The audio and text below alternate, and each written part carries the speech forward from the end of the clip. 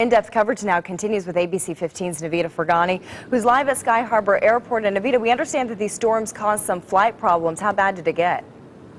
Well, Stephanie, everything's back to normal right now. If you take a look over here, you can see towards the west, the clouds are breaking up, the sun's coming through, but if you come over here to the east, you can still see it's a little dark. That's where that storm has pushed through, and that's what caused a lot of kind of like not necessarily a delay, but put pilots on standby. They were told that they had to use their discretion on whether or not they want to take off and land for the safety of themselves and the passengers. Now, we had crews all over the West Valley in Laveen and in Tolleson where they got hit pretty hard with a lot of rain and wind.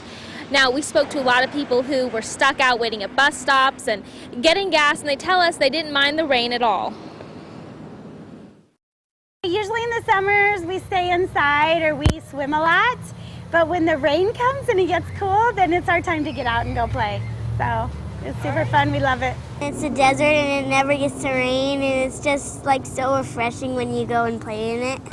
No, it was nice, to tell you the truth, because we hardly get any rain, and you know, it brings back old days, you know, when we were younger playing the water and all that time, you know.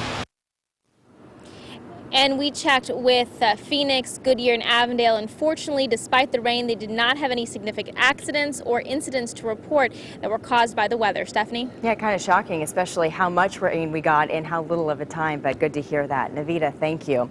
And now we move on to show you just how hard the storms did hit the East Valley. Hatzel Vela joining us now live. And Hatzel, what did you find?